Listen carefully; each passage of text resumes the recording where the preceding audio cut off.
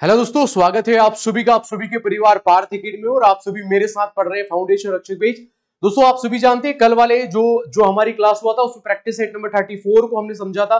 मैं मान के चलूंगा कि मैंने जितने भी आप लोगों को प्रैक्टिस सेट पढ़ाए होंगे आप लोगों ने लिखा होगा, नोट्स बनाए होंगे और आज की क्लास में आप सभी रिविजन करके आए होंगे। तो प्रैक्टिस सेट नंबर 35 में आप सभी का स्वागत है।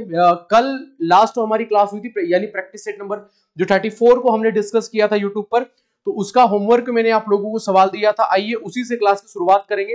कल मैंने एक क्वेश्चन आप लोगों को दिया था और सवाल इसी प्रकार से था, बेहद सरल सवाल था। कल आप सभी जानते हैं कि आवाज बहुत आ रही थी बाहर से, तो मैं प्रॉपर क्लास लेकर नहीं मतलब प्रॉपर क्लास नहीं ले पाया था। तो आज आप देखिएगा हम काफी चीजें पढ़ेंगे। भारतीय संविधान के अनुच्छेद या आर्टिकल 21 शिक्षा के अधिकार को किस संशोधन के द्वारा जोड़ा गया था? तो 82 वाला संविधान संशोधन, 87, 88 या 86 वाला कॉन्स्टिट्यूशन अमेंडमेंट एक्ट। तो 86 वाला यहां पर हम लोगों को समझना पड़ेगा। क्या रहेगा इस सवाल का राइट आंसर? हम लोगों को देखने को मिलेगा ऑप्शन नंबर डी पर जाएंगे, जो कि हमारे सवाल का बिल्कुल राइट आंसर यहां पर हम लोगों को देखने को मिलेगा। काफी चर्चा अब मैं नहीं करूंगा क्योंकि पहले मैं आप लोगों को समझा चुका हूं ये सारी बातें। आइए आज की क्लास के पहले प्रश्नों पर जाएंगे। पहला सवाल आप लोगों को इस प्रकार से देखने को मिलेगा। मैंने फिर कहा था ये जो मेरे 15 सवाल रहेंगे आप सभी मान के चलिएगा। भारतीय सेना का जो जून के फर्स्ट वीक में आप सभी का एग्जाम डिक्लेयर हुआ है, यही पैटर्न आप लोगों को देखने को मिलेगा। यही पैटर्न देखने को मिलेगा। मैंने आप लोगों से पहले कहा है, आप ये चेक करिएगा इन 15 सवालों में से आपसे कितने बन पाते हैं। अगर आप सभी के 11-12 भी यहां से सही होते हैं तो आप मान के चलिएगा जीएस में आप लोगों को दुनिया की कोई ताकत नहीं हरा सकती। लेकिन अगर आप लोगों के इतने भी नहीं बन पाते तो फिर आप लोगों को जरूर इस क्लास को पढ़ना चाहिए। चलिएगा पहले सवाल की ओर बढ़ेंगे। किसके शासनकाल के दौरान में अजंता की गुफाएं निर्मित की गई? ऑफलाइन आप सभी जानते हैं, हम लोग इस सवाल को डिस्कस कर चुके हैं। आप सभी जानते हैं वो राइट आंसर होगा ऑप्शन नंबर ए यानी गुप्त काल के दौरान ही अजंता की गुफाएं यहां पर निर्मित की गई थी। हम लोग बात करेंगे गुप्त काल की, प्रमुख रूप से बात करेंगे। आप सभी जानते हैं अगर पूछेगा ये जो गुप्त काल था, यही गुप्त काल को भारत का पहला, याद होना चाहिए कि गुप्त काल को भारत का पहला स्वर्णिम काल कहा गया, पहला स्वर्णिम काल कहा गया। यह आप लोगों को याद होना चाहिए। या आप लोगों से सीधा सवाल पूछ लेगा कि बताइएगा प्राचीन भारत के किस समयकाल को भारत का पहला स्वर्णिम इरा, ऐसे गोल्डन काल के बारे में कहा जाता तो जवाब हो जाएगा यहां पर गुप्त काल जो माना जा सकता है। गुप्त काल के प्रमुख राजाओं के बारे में यदि संस्थापक का नाम पूछा जाएगा कि गुप्त काल का प्रमुख संस्थापक कौन हुआ, तो जवाब देना आप सभी श्रीगुप्त। क्या जवाब दोगे दोस्तों? श्रीगुप्त यहाँ का प्रमुख संस्थापक माना जाता है। लेकिन अगर आप लोगों से सवाल अगर पूछ लेगा दोस्त लोग, अगर आप लोगों से सवाल आपका एग्जामिनर पूछ लेगा कि यहाँ का जो वास्तविक संस्थापक कौन हुआ, अगर सवाल पूछ लेगा कि वास्तविक संस्थापक, सवाल पूछेगा कि वास्तविक संस्थापक कौन हुआ, यदि सवाल पूछेगा तो जवाब होगा यहाँ पर चंद्रगुप्त मौर्य। कौन हुआ दोस्तों? चंद्रगुप्त मौर्य। यहाँ सॉरी, मैं माफी चाहूंगा, चंद्रगुप्त प्रथम। कौन हुआ? चंद्रगुप्त मौर्य नहीं, वो तो मौर्य वंश का था। ये यहाँ पर चंद्रगुप्त जो प्रथम हुआ, चंद्रगुप्त प्रथम ही इसी का प्रमुख शासक रहा। आप सभी जानते हैं यहाँ पर एक शासक हुआ, आप सभी जाने, जिसका नाम है समुद्रगुप्त। कौन हुआ? समुद्रगुप्त हुआ। और समुद्रगुप्त के बारे में दोस्तों आप सभी को ये बात याद होगी कि समुद्रगुप्त ने एक वीणा रूपी सिक्के, वीणा और गरुड़ रूपी सिक्के, वीणा और गरुड़ रूपी जो कॉइन चलाए थे, जो इसने सिक्के चलाए थे। अगर आपसे पूछेगा कि गुप्त काल के किस शासक ने सबसे पहले, जवाब आप लोगों को देना पड़ेगा कि शासक ने सबसे पहले वीणा रूपी या गरुड़ रूपी सिक्के चलाए थे, तो जवाब हो जाएगा कि वो समुद्रगुप्त था। और समुद्रगुप्त को ही भारत का नेपोलियन कहा गया। आप लोगों को याद होगा कि समुद्रगुप्त को ही भारत का नेपोलियन कहा जाता है।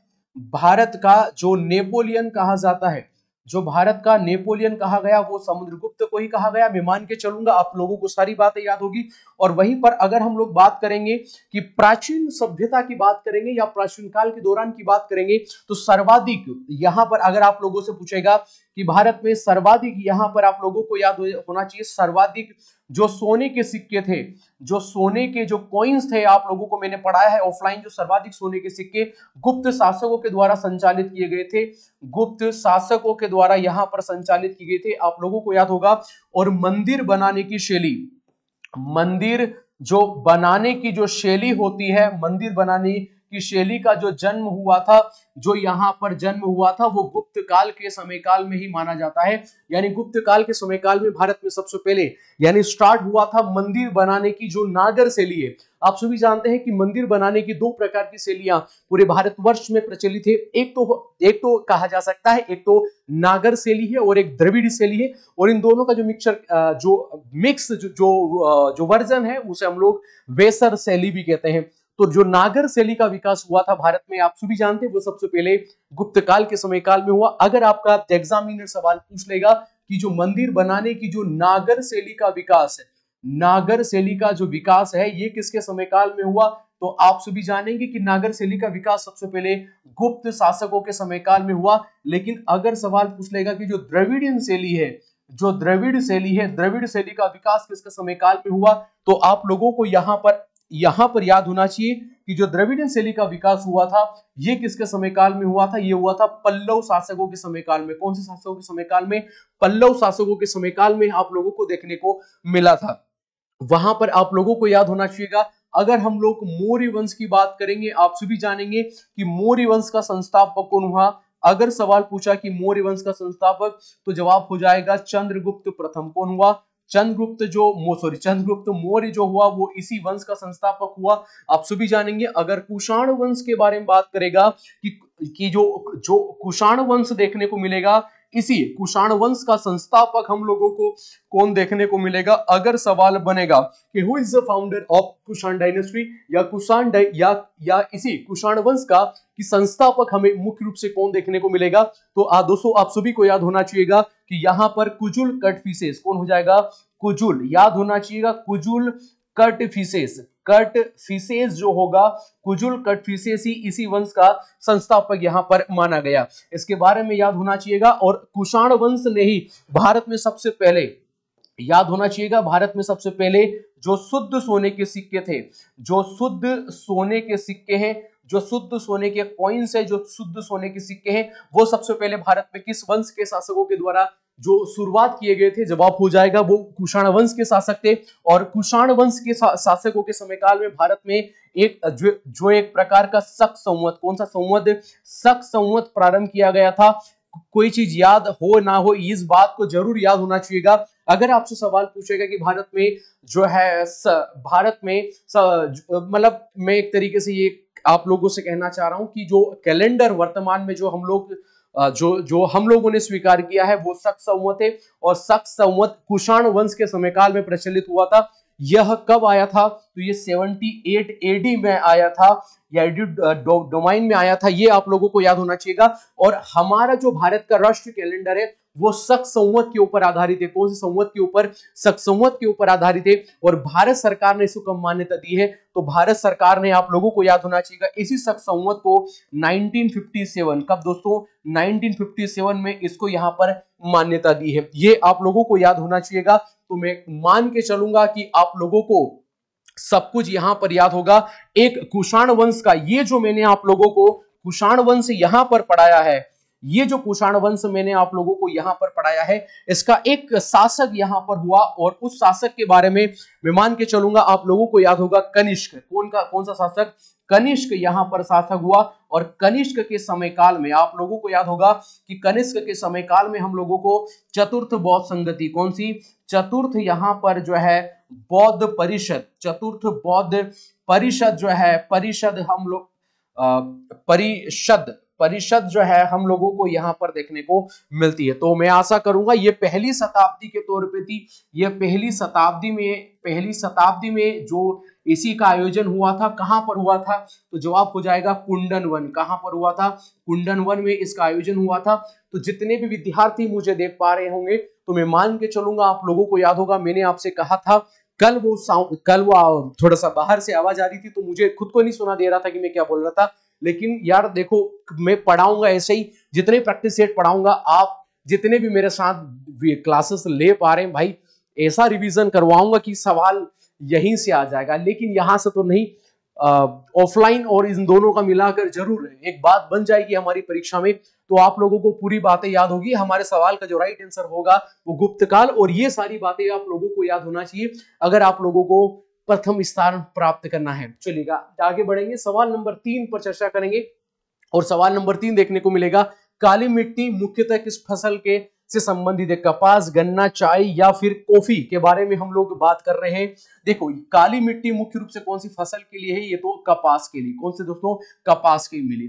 तो कपास के लिए यदि कोई मिट्टी जो मुख्य रूप से जिम्मेदार है तो वो काली मिट्टी। कौन सी मिट्टी दोस्तों? वो काली मिट्टी हम लोगों को, काली मृदा हम लोगों को देखने को मिलेगी। आप सभी जानते हैं काली जो काली मिट्टी है, जो सोइल है, ये आप लोगों को जो याद होगा कि इसे रवेदार मृदा भी कहा जाता है। भारत में सेकंड नंबर पर इसका पायदान आता है, यानी भारत में दूसरे सर्वाधिक जो मिट्टी पाई जाती है वो काली मिट्टी पाई जाती है।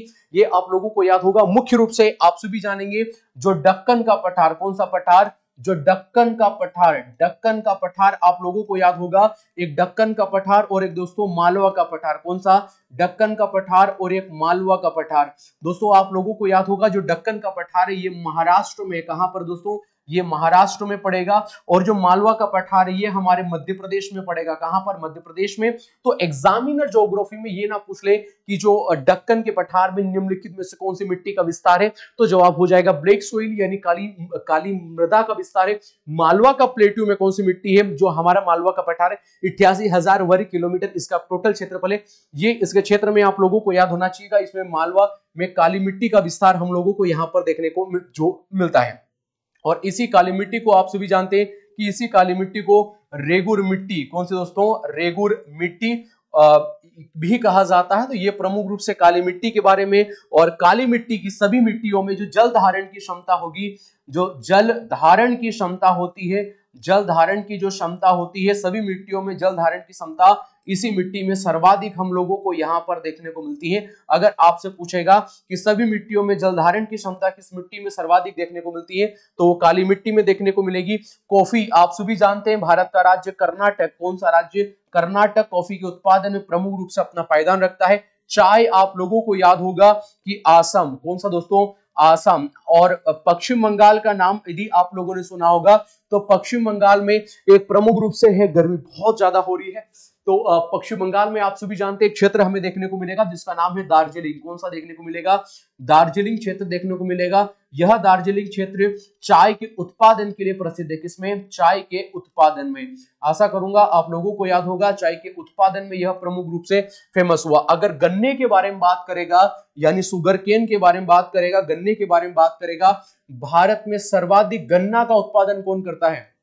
गन्ना का उत्पादन भारत का कौन सा राज्य गन्ना का उत्पादन सर्वाधिक करता है? तो जवाब हो जाएगा यूपी, यानी मध्य प्रदेश, सॉरी यूपी यानी आपका उत्तर प्रदेश भारत में सर्वाधिक गन्ने का उत्पादन करने वाला राज्य कहा जा सकता है वर्तमान की स्थिति में। आप लोगों को याद होगा, लेकिन सर्वाधिक गन्ना मिले यानी गन्ना की जो फैक्ट्रियां हैं जहां से जो सुगर वगैरह बनती है, सर्वाधिक गन्ना मिले, यहां पर मैं लिखूंगा अगर आपसे पूछेगा कि सर्वाधिक गन्ना मिले कहां पर है दोस्तों? सर्वाधिक गन्ना मिले कहां पर देखने को मिलेगी? महाराष्ट्र में। कहां पर देखने को मिलेगी? महाराष्ट्र में देखने को मिलेगी। तो मैं मान के चलूंगा आपको सारी बातें याद होगी। एक क्वेश्चन से बहुत कुछ आप लोगों को पढ़ने को मिला होगा यहाँ की क्लास में। सवाल नंबर 4 पर बढ़ेंगे और सवाल नंबर 4 भी इसी प्रकार से आप लोगों को देखने को मिलेगा। देखो सवाल है कि निम्नलिखित में से कौन सी प्रांतीय समिति का अध्यक्षता? आप सभी जानते हैं कि संविधान सभा के बारे में यहाँ पर बात हो रही है, तो पूरी क्लास यहाँ पर जानती होगी कि 1946 में भारत में एक कैबिनेट मिशन आएगा। कौन सा आएगा? एक कैबिनेट मिशन आएगा, ये आपको याद होगा अच्छे तरीके से। तो ये जो कैबिनेट मिशन आएगा, इसी कैबिनेट मिशन की तर्ज पर 9 दिसंबर, आप लोगों को याद होगा 9 दिसंबर 1946 में संविधान सभा की पहली बैठक यहां पर आयोजित की जाती है। आप लोगों को याद होगा, अगर सवाल पूछेगा इसकी पहली बैठक कब हुआ था। अब यहां पर प्रमुख रूप से समितियां बनती है, जिसमें जो आप लोगों की प्रांतीय समिति, कौन समिति बनी? एक प्रकार की प्रांतीय समिति जो हम लोगों को देखने को मिली। इसी प्रांतीय समिति के अध्यक्ष बना दिए गए जवाहरलाल नेहरू साहब। कौन बना दिए गए? सॉरी, जवाहरलाल नेहरू साहब नहीं, यहां पर जवाहरलाल नेहरू साहब नहीं, सरदार वल्लभ भाई पटेल। कौन बना दिए गए? सरदार यहाँ पर सरदार वल्लभ भाई पटेल, आप लोगों को याद होगा सरदार वल्लभ भाई पटेल यहाँ पर बना दिए गए। इसके बाद जो संचालन समिति बनी, कौन सी बनी, जो संचालन समिति बनी, उसी संचालन एक और समिति बनती है, मुख्य रूप से इसका नाम था संचालन समिति। और इसी संचालन समिति के जो भी अध्यक्ष बना दिए गए वो कौन बना गए, वो डॉक्टर राजेंद्र प्रसाद। कौन बना दिए गए, डॉक्टर राजेंद्र प्रसाद यहाँ पर बना दिए गए, आप लोगों को अच्छे तरीके से याद होगा। और फिर यहाँ पर इसी के बाद में एक प्रारूप समिति बनती है, कौन समिति, प्रारूप समिति, आप सभी जानते हैं। इसी प्रारूप समिति के डॉक्टर भीमराव अंबेडकर कौन बना दिए गए, डॉक्टर भीमराव अंबेडकर यहाँ पर बना दिए गए। फिर इसके बाद दोस्तों एक संघ संचालन समिति बनती है, कौन सी बनती है, संघ संचालन समिति बनती है। और ये जो संघ संचालन समिति बनेगी आप लोगों को याद होगा, इसी के जवाहरलाल नेहरू कौन बना दिए गए, जवाहरलाल नेहरू साहब जो है इसी के अध्यक्ष थे।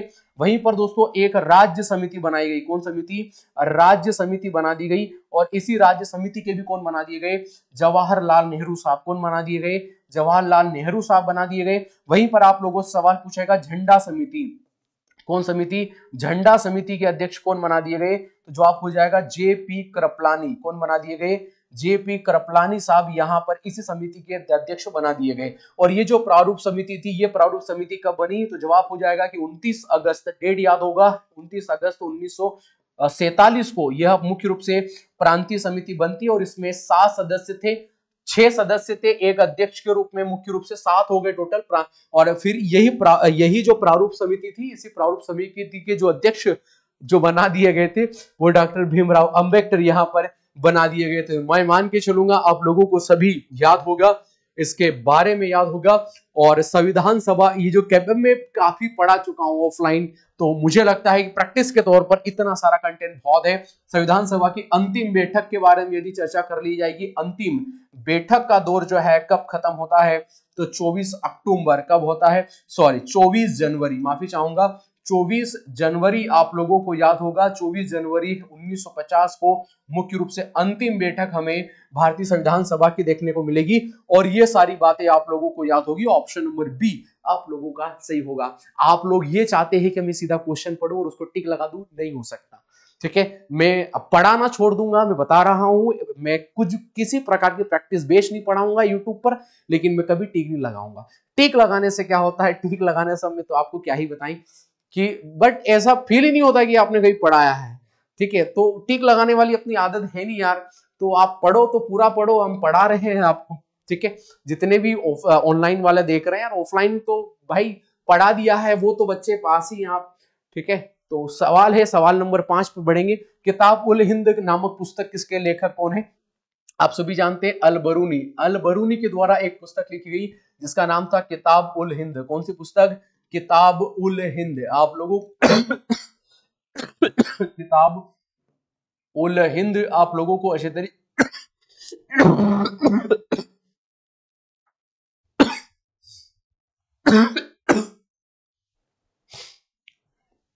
खांसी बहुत अच्छी चल रही है।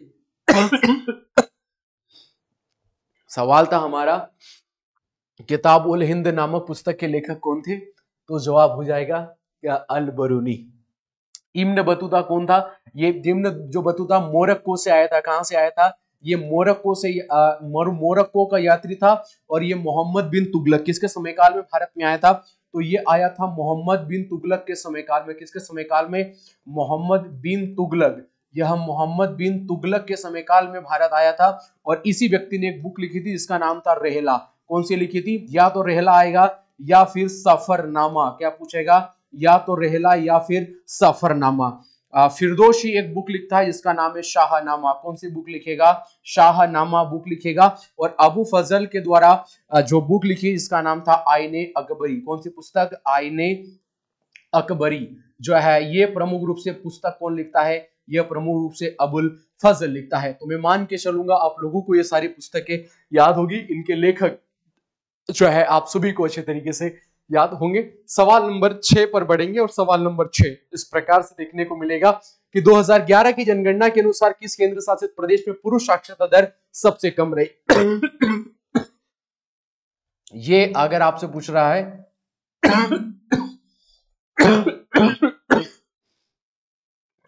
बताओ इतनी खांसी क्यों चल रही है, क्या दवा हो सकती है? तो जितने भी क्लास देख पा रहे हैं, चाहे एक विद्यार्थी देखेगा, दो देखे, मुझे नहीं पता कितने देखेंगे, तो एक अच्छी सी दवा का नाम बताओ जिससे खांसी जो है ये समाप्त हो जाए आज ही। अगर दवा का नाम याद है तो कमेंट सेक्शन में आप लिख दीजिएगा। अगर आपकी एक सी चर्चित दवा है तो हम पिन कर देंगे कमेंट सेक्शन में, ठीक है। पर ये खांसी खत्म हो जाना चाहिए। केंद्र शासित प्रदेश में पुरुष साक्षरता 2011 में, तो आप सभी जानते हैं दादर नगर हवेली। कौन से राज्य कहां पर है? दादर नगर हवेली। तो ऑप्शन नंबर ए पर जाएंगे, जो हमारे सवाल का बिल्कुल राइट आंसर यहां पर देखने को मिलेगा। और अगर हम लोग बात करेंगे कि जो यूटी है और 2011 में जो केंद्र शासित प्रदेश है, जो केंद्र शासित प्रदेश है, और इसी केंद्र शासित प्रदेश में सर्वाधिक साक्षरता वाला कौन सा है? सर्वाधिक साक्षरता कहां पर देखने को मिलेगी? तो जवाब हो जाएगा लक्षद्वीप। कहां पर दोस्तों? लक्षद्वीप सर्वाधिक साक्षरता देखने को मिलेगा, 92% के लगभग इसकी साक्षरता देखने को मिलेगी। और दमन और दीप की सबसे कम जो है हम लोगों को यहाँ पर साक्षरता देखने को मिलती है। तो ऑप्शन नंबर ए पर जाएंगे, जो हमारे सवाल का बिल्कुल राइट आंसर रहेगा। सवाल नंबर 7 की तरफ बढ़ेंगे, और सवाल नंबर 7 क्या रहेगा, आइए चर्चा करेंगे। भारत के निम्नलिखित में से किस राज्य में नोक्रेम त्योहार मनाया जाता है? तो पूरी क्लास को याद होगा, मेघालय। कहां पर? मेघालय का मुख्य रूप से नोक्रेम कौन सा है? नोक्रेम है। आप सभी जानते हैं स्ट्रॉबेरी, मैं पढ़ा चुका हूं ऑफलाइन। स्ट्रॉबेरी आप सभी जानते हैं यहाँ का है। और एक बेहदी नलखम, बेहदी जो है नलखम जो है आप लोगों को याद होगा, बेहदी नलखम एक स्ट्रॉबेरी, और एक नोक्रेम आप लोगों को याद होगा। और वहीं पर राजस्थान का मैं आप लोगों को पढ़ा चुका हूं गणगौर, कौन सा हो जाएगा प्रमुख रूप से? गणगौर, मामोसर, मोमासर, माफी चाहूंगा, मोमासर हो जाएगा, आप लोग यहां पर जानते होंगे। और एक पुष्कर मेला, एक पुष्कर जो है मेला यहाँ का हो जाएगा। इसके बाद में एक 13 ताली, तो यहाँ का जो है वो जो फोल्क डांस है प्रमुख रूप से, इतना ही याद रखो। इसके बाद हम लोग मध्य प्रदेश की यदि बात करेंगे, अगर यहाँ पर मैं अगर बात करूंगा केवल मध्य प्रदेश के बारे में, तो क्या पूछा क्या है इसने? यह केवल त्योहार की बात कर रहा है, तो मड़ई कौन सा हो जाए? मड़े हो जाएगा। इसके बाद घड़िया हो जाएगा। इसके बाद काकसर कौन सा हो जाएगा? काकसर हो जाएगा। यह मुख्य रूप से हमें मध्य प्रदेश के त्योहार यहाँ पर देखने को मिलेंगे। तमिलनाडु का हम लोग देखेंगे, पोंगल कौन सा हो जाएगा? पोंगल हो जाएगा। तमिलनाडु का चित्रादी कौन सा देखने को मिलेगा? चित्रादी देखने को मिलेगा। तमिलनाडु का जल्लीकट्टू कौन सा हो जाएगा? जल्लीकट्टू जो हो जाएगा ये भी तमिलनाडु का हो जाएगा। और एक थेल्लम कौन सा हो जाएगा? थेल्लम हो जाएगा। यह मुख्य रूप से हम लोगों को तमिलनाडु के यहाँ पर देखने को मिलेंगे। गर्मी बहुत हो रही है, जल्दी से क्लास को समाप्त करेंगे, तो आशा करूंगा ये आप लोगों को याद होंगे। सवाल नंबर 8 पर चर्चा करेंगे। 13 ताली 13 ताली किस राज्य का लोक नृत्य है? तो पूरी क्लास जानती है। कहां गया ऑप्शन? मुझे तो ऑप्शन ही नहीं मिल रहा है। 13 ताली राजस्थान का है, लेकिन अगर राजस्थान नहीं है तो फिर मध्य प्रदेश आप लोग टिक लगाइएगा, ठीक है। राजस्थान है ही नहीं, तो 13 ताली तो यहीं का है, तो गुजरात का नहीं है ये। चलो, यहां पर हिमाचल प्रदेश के याद करो, एक साजो कौन सा हो जाएगा? साजो हो जाएगा। और एक गाथी कौन सा हो जाएगा? गाथी। दो आप लोगों को यहां पर याद करना पड़ेंगे। और आपके उत्तराखंड का जो है कुमायूं कौन सा हो जाएगा? कुमायूं हो जाएगा। और एक जो है यहाँ का गढ़वाली कौन सा हो जाएगा? गढ़वाली जो है मुख्य रूप से आप लोगों को यहाँ पर याद होना चाहिएगा, ठीक है। तो मैं मान के चलूंगा आप लोगों को याद होगा। और एक गुजरात का एक आप लोगों को याद कर लेना है, भवई। कौन सा याद कर लोगे? भवई। जैसे भवई गुजरात का है, लेकिन अगर भवाई पूछेगा तो वो राजस्थान का हो जाएगा। मैं यही क्लियर कर देता हूं। अगर सवाल पूछेगा भवाई से तो ये राजस्थान का हो जाएगा, अगर भवाई पूछेगा तो ये आप लोगों का गुजरात का हो जाएगा, ठीक है। चलो आगे बढ़ेंगे, सवाल नंबर 9 पर डिस्कस करेंगे। केली गोपाल किस राज्य का लोक नृत्य है? अगर देखो आपकी परीक्षा में अगर सवाल आया, अगर सवाल पूछा कि कली गोपाल, कौन सा गोपाल? कली गोपाल। और कली गोपाल के बाद एक हो जाएगा खेल गोपाल, कौन सा, खेल गोपाल हो जाएगा। और वहीं पर एक आप पूछेगा बिहू, कौन सा हो जाएगा, बिहू हो जाएगा। इसके बाद बागरुम्बा, कौन सा हो जाएगा, बागरुम्बा, बागरुम्बा हो जाएगा। ये मुख्य रूप से आप लोगों को, और एक अंकिया नाट, कौन सा हो जाएगा, अंकिया नाट, अंकिया नाट हो जाएगा। ये आप लोगों को याद होंगे। कली गोपाल, खेल गोपाल, बिहू, बागरुम्बा, अंकिया नाट, ये मुख्य रूप से आसाम, कहां के पढ़ेंगे, आसाम के आप लोगों को देखने को मिलेंगे। तो मैं मान के चलूंगा आप लोगों को याद होगा ऑप्शन नंबर बी हमारे सवाल का बिल्कुल राइट आंसर यहां पर रहेगा, कोई दिक्कत वाली बात नहीं है, चलेगा।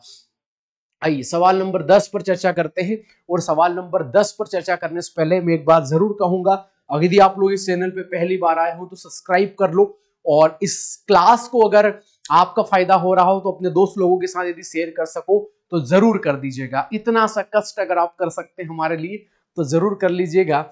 जाकिर हुसैन किस वाद्य यंत्र से जुड़े हुए हैं, आप सभी जानते हैं तबला।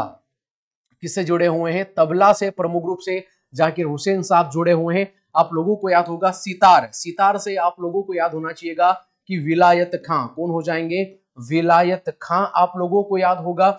वहीं पर निखिल बनर्जी, कौन हो जाएगा, निखिल बनर्जी का नाम आप लोगों को यहां पर याद होगा। और उमा शंकर मिश्र, कौन सा, उमा शंकर मिश्र, उमा शंकर मिश्र जो यहां पर हो जाएंगे वो आप लोगों को याद होगा, वो प्रमुख रूप से सितार वादक है, तो आप लोगों को को याद होगा। और बुद्धादित्य मुखर्जी, कौन हो जाएगा, बुद्धादित्य मुखर्जी, बुद्धादित्य जो मुखर्जी है ये आप लोगों को यहां पर याद होगा। मुझे लगता है पूरा आप लोगों को याद हो जाएगा। शहनाई से एक आप लोगों को जो है शहनाई से काफी चर्चित हैं, तो ये हो जाएगा बिस्मिल्लाह खां साहब, बिस्मिल्लाह जो है बिस्मिल्लाह खां साहब यहां पर हो जाएगा आप। और एक बागेश्वरी देवी, कौन हो जाएगा, एक बागेश्वरी देवी, मैंने पढ़ा दिया है ऑफलाइन, तो टेंशन लेने वाली बात नहीं, ऑफलाइन के सारे विद्यार्थियों को। और एक बाकी तो काफी चर्चा कर चुके हैं। ऑप्शन नंबर ए हमारे सवाल का राइट आंसर होगा भजन सेपुरी, शिव कुमार शर्मा, तरुण भट्टाचार्य। लिख देता हूं मैं, लिख देता हूं भाई, जैसे देखो यहां पर हो जाएगा भजन सेपुरी, कौन सा हो जाएगा, भजन सेपुरी हो जाएगा। भजन सेपुरी के बाद में जो यहां पर आप लोगों को याद होना शिव कुमार शर्मा, शिव कुमार जो है शर्मा आप लोगों को यहां पर याद होगा, शिव कुमार शर्मा के बाद में तरुण भट्टाचार्य, कौन हो जाएंगे, तरुण भट्टाचार्य, तरुण भट्टाचार्य जी हो जाएंगे। तो ये मुख्य रूप से किसके हो जाएंगे, ये मुख्य रूप से संतूर के, किसके हो जाएंगे, मुख्य रूप से संतूर के हो जाएंगे। तो मैं आशा करूंगा आप लोगों को याद होगा। मैंने कहा था कि एमसीक्यू के फॉर्म में इतना पढ़ा देंगे, अभी ऑफलाइन बहुत पढ़ाना बाकी है। मुझे लगता है कि अगर 45 का हमारा टारगेट है कि 45 क्वेश्चन यदि हम लोगों को सही करना है तो अभी तो बहुत पढ़ना बाकी, बहुत पढ़ाना बाकी, रिवीजन बहुत बाकी है। चलिएगा सवाल नंबर 11 हमारा देखने को मिलेगा ऑफलाइन। हमें अभी स्टैटिक जीके चल रहा है, तो हमने डिस्कस किया था कि विक्टर एम्ब्रोस और गेरी रुकविन को निम्नलिखित में किस कैटेगरी में नोबेल पुरस्कार मिला था, तो चिकित्सा में। किसको मिला था, इनको चिकित्सा में मिला था। मैंने आप लोगों को जो समझाया था जैसे शांति के लिए जो मिला था जिनका नाम था निहोन, कौन मिला था, निहोन हिंडाक्यो, कौन को मिला था, निहोन हिंडाक्यो को मिला था। आप सभी जानते हैं साहित्य के लिए हानकान, कौन को मिला था, हानकान को जो मिला था वो साहित्य के रूप में यहां पर मिला था। तो ये भी आप लोगों को मैंने पढ़ा दिए थे। तो एमसीक्यूज के फॉर्म में इस तरीके से आपको पढ़ना है, तो ऑप्शन नंबर ए पर जाएंगे। देखो मोस्ट इंपॉर्टेंट क्लास है, इस क्लास का महत्व समझिएगा। अगर इस क्लास का महत्व आप सब थोड़ा सा भी समझ गए तो आपकी नैया जो जून के फर्स्ट वीक में आपकी एग्जाम है उसमें पार रहने वाली है। भागीरथी रिवर का अब मैं ज्यादा नहीं पढ़ाऊंगा वरना गले में बहुत ज्यादा दर्द हो रहा है। भागीरथी नदी का उद्गम कहां पर है, तो आप सभी जानते हैं कि गंगोत्री ग्लेशियर, ठीक है, गोमुख गंगोत्री ग्लेशियर से निकलती है। ऑप्शन नंबर बी पर जाएंगे। जो अब मैं बहुत पढ़ा सकता हूं इसके बारे में, पर अभी इतनी लंबी चर्चा नहीं करें। निम्नलिखित किस राज्य में सुंदरवन मैंग्रोव वन है, आप सभी जानते हैं पश्चिम बंगाल में। कहां पर है, पश्चिम बंगाल में है। आप सभी जानते हैं कि सुंदरवन का जो दलदली क्षेत्र होता है। भूगोल में अगर आपके शिक्षकों ने आपको पढ़ाया होगा तो दलदली क्षेत्र में इसका फैला होता है सुंदरवनों का। भारत में सर्वाधिक जो हम लोगों को सुंदरवन देखने को मिलते हैं, अगर भारत में यदि हमें सुंदरवन देखने को मिलेंगे तो सबसे ज्यादा हम लोगों को पश्चिम बंगाल में देखने को मिलेंगे। इसके बाद हमें जो देखने को मिलेंगे सेकंड नंबर पर सर्वाधिक जो आप लोगों को याद होना चाहिएगा वो देखने को मिलेंगे गुजरात। कहां पर? गुजरात में देखने को मिलेंगे। और थर्ड नंबर पर अंडमान निकोबार।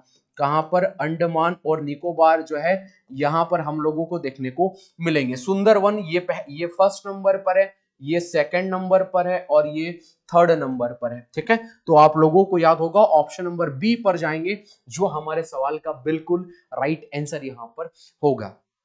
आगे बात करेंगे सवाल नंबर 14 की, कहां गया क्वेश्चन, एक ऑप्शन ही नहीं डाला, कोई ना।